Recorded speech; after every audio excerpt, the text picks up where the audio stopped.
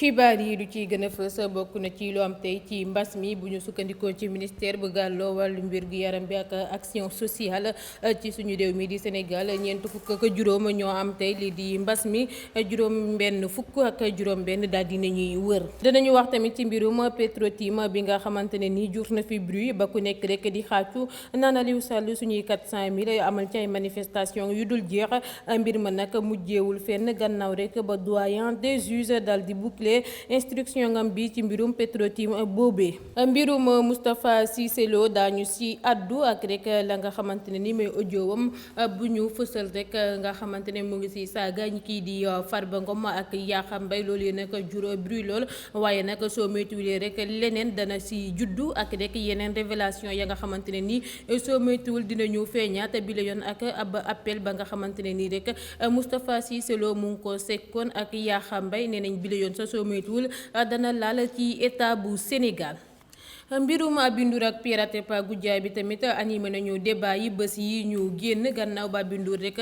tuumale Atepa Goudiaby bi moom it mu daal di indi ay firndeel ku nekk rek yëkkati si say kàddu fa nga xamante ne ni rek yoon rek si mën a indi lu ci leer jamono ji ñëpp di koy xaar waaye nag yoon daal di ne dakkat boobule procès.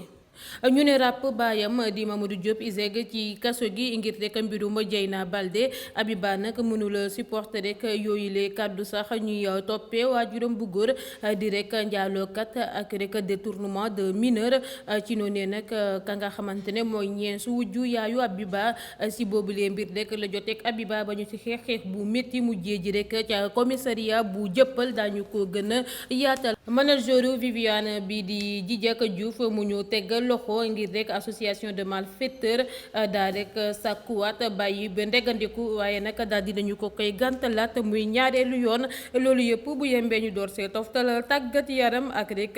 mbirum combat ya nga xamante ne ni label bu bees bi la di SEG ñu ngi koy rek finaliser li moo ci gën a fës nees tuuti ñu daal di yaatal.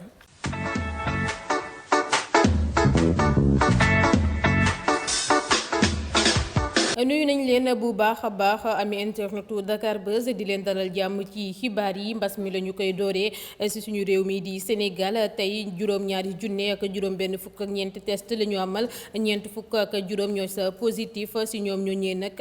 fanweer ak ñett yi dañu leen wàll ñaari di ay cas importé Richard Toll am ca benn AIBD am ca benn fukk yi nag di ay cas communautaire ñu nemmeeku leen fu ci mel ni Parcelles Assainies am na ca ñett Touba am ca ñaar Cité si ñaar Jaxaay benn Kaolack benn Richard Toll benn ak Thiaroye Azur benn juróom benn fukk ak juróom benn wër nañu tey ñu am rek fanweer ak juróom benn yu nekk réanimation maanaam sauvetage tey nag amul kenn ku si ñàkk bakkanam ba ñu amee suñu cas bu njëkk ci mbas mile ba jamono ji may wax ak yéen lu toll si juróom-ñetti junne ak ñaar téeméer rek ñeent fukk ak ñetti doomi aadama ñoo fi jot am lii di feebar bi si ñoom ñooñee juróomi junne ak juróomi téeméer rek juróom-ñetti fukk wër nañ si téeméer ak juróom fukk ñàkk ci seen bakkan fi mu ne nii ñaari junne ak juróomi téeméer ak fukk ak ñaar ñoo nekk sous traitement.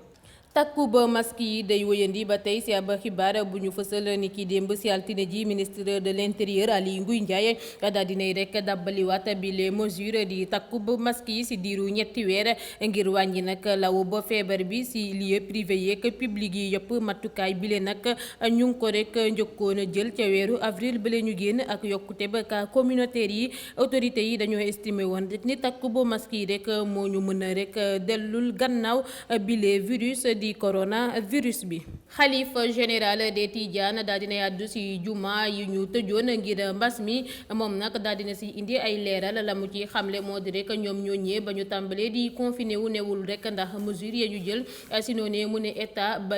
muy rek wax ngir ñu tëj bërëbu jaamukaay yàlla yi fekk na ñoom si seen côté ñu programmé ko ba noppi préparé tamit dundu xale yu jàng ci daara yi seen logement ak lépp si waxtu ya nga xamante ne ni rek ñu ngi annulé ziar bi ak gàmmu soxna umu bi tamit nee na rek boobu état waxagul dara te bu leen état waxoon ni te ñu tëj jumaa yi te charia waxu ko kon rek duñu ko mës a def ndaxte état mooy autorité réew mi waaye nag du autorité diine gi mu xamle ko moom xalifa général des Tidianes. damay jubali rek ca dëkk bu sell boobee di Touba du ci yëmali ci ñaari borom charrette ya doon xeex ca quartier Madiana ni ki démb si altine ji su ne nag la Abdoulaye dal di rek bojjee paaka ci put kii di Baye Zal ba tax rek mu ñàkk bakkanam si saa si comme nu ngeen koy gisee noonu sapeur pompier nag ñëwoon nañu fa waaye rek mënuñu woon sauver benn yoon ndaw jooje am ñaar fukki at nga xam ne rek daa ñàkk bakkanam si saa si néewam ba sax ñu ngi ko yóbbu ca morgue hôpital Matlaboul Fawzeyni bu nekkee foofee ca Touba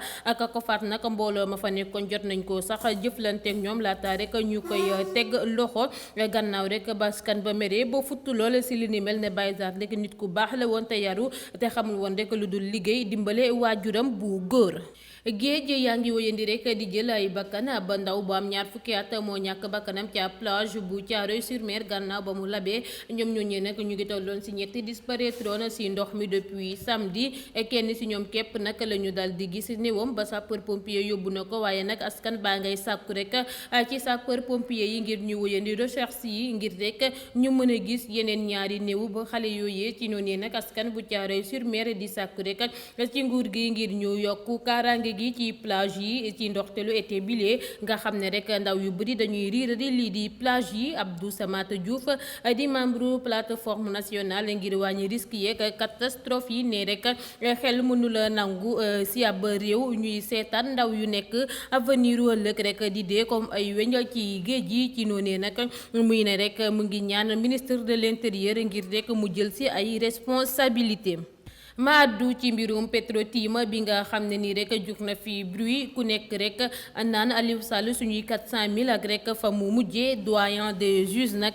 daal dinay boucler instruction ngam bi si mbirum Petro-Tim boobee benn at nag gannaaw coow lu juddu ci bile affaire gannaaw ba ñu si rek limaale Aliou Sall tuumal ko si rek mbirum njuuj njaaj enquête bi joxewul rek dara bu ñu sukkandikoo ci les Échos àttekat bi gisul dara ci boobule dossier te toppeewuñu rek dara rakku bu njiitu réew mi di Macky Sall ak rek ñeneen ñañu teewlu woon ci bile mbir ñaari possibilité nag le procureur am jamono jile di renvoyer beneen réquisitoire di topp rek x wa ila rek requérir le non lieu ñu xamle ko ñoom journal bi di Les Échos. dalal ko ci ab télé Souleymane Ndéné Ndiaye daal dinay xamle candidature am ci élection 2024 yi maanaam daal dana samp ndëndëm ci xëccoo rek njiitu ba réew mi ci atub 2024 yi ñëw gannaaw nag ba mu xamle ni fi mu ne nii bëggul rek lu dul jiite réew ba Sénégal ci noonee nag la xamle sax ni jamono jilee du waxagum ndaxte rek fi mu ne nii ku nekk dangaa war a nekk ci xeexu ba mbas mi bu nga xamante ne nii rek moo lëmbee àdduna bi rawatina rek suñu réew mile. mbirum Moustapha Cissé Lo ak rek audiowam ba ñu fësal mi ngi wéy di animé débat yi ba jamono jilee may wax ak yéen révélation yu si nara amaat nag mën naa jur leneen soo moytuwulee sax mbir mi affaire état lay mujjee maanaam état gi dana ci laale te leneen rek dana juddu ci bile audio bu wutale fidèle compagnon njiitu réew mi di Moustapha Cissé Lo ak Yakham Mbaye ak Farba Ngom Yakham Mbaye nag nee na rek audio yu ñaaw yu Moustapha Cissé Lo yónnee Yakham yëpp rek fësaluñu ko te mën naa wax ni rek yu ñu fësalul moo gën a graaw ci régime mu njiitu réew mi Macky Sall ndaxte rek am na ay jokkalante kàddu ci diggante kii di Yakham Mbaye ak Moustapha Cissé Lo te si boobule audio Moustapha Cissé Lo dasee xam ne rek liste bu gudd lool ci scandale financier bu mettre en cause ay figure plan bu njëkku ñu nekk jamono jile ci pouvoir bi mbir mi nag mu ngi tàmbalee ci mbirum semence ak engrais dana nag feeñal lu gën a graaw loolee nga xam ne bokk na si rek autoroute building bi terre bi ak DER ak yeneen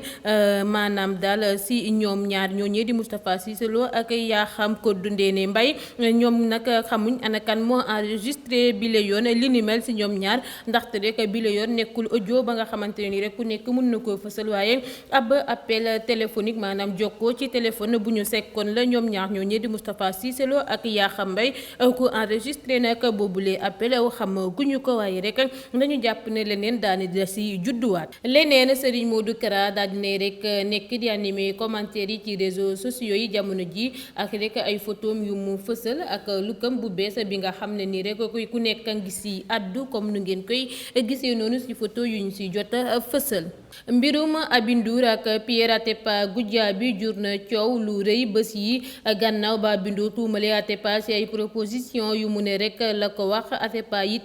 génn seetal deram ba tax na rek fi mu ne ni ni yoon képp moo si mën a indi lu leer ñëpp toog nag di xaar ana fu wànnent di mujjee ak gëttam waaye nag tribunal bu Dakar daal dinay rek dàkk procès bi ba ñaar fukki fan ak juróom-ñett si weeru juillet atum 2020 bi ñu nekk.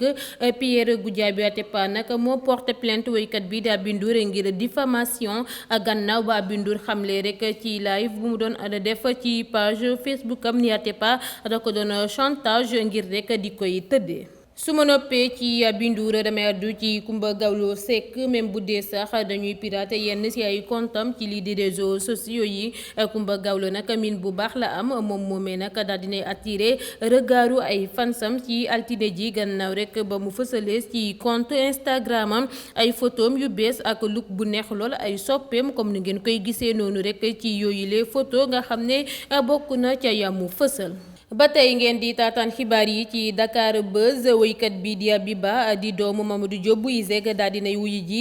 ca commissariat bu Jëppal ànd ak ñaari avocat wam ñeesu wujju yaayam nag moo ko rek porté plainte di koy joxoñ baaraamu tuuma ngir coups et blessures volontaires maanaam rek ngir lum ko dóor ba gaañ ko mbirum jey naa nag moo sabab li ni mel ba tax rek Abiba xeex ak ñeesu wujju yaayam bu ko porté plainte dossier boobee daal dinañu koy jébbal procureur de la République. Abiba nag mënula rek supporter bi la histoire ñuy tuumal waajuram bu góor njaaloo ak détournement de mineur gannaaw ba mu xamle woon sax ne mi ngi dund jamono yile lu gën a métti ci dundam ñeesu ñaareelu Mamadou Diop bi nag da doon rek provoqué Abiba ci li ni mel ba tax rek ñu xeex ku nekk daal di si jëlee ay gaañu gaañu ba ñeesu wujju yaayu Abiba du mën a rek liggéey ci lu tolloo ko juróom benn fan bu dee Abiba ñetti fan ñoom ñaar ñëpp nag ñoo déposé plainte ca table commissaire bu Jëppal démb nag ci altine ji la leen enquêteurs yi teewlu ba ñu leen nag auditionné ba noppi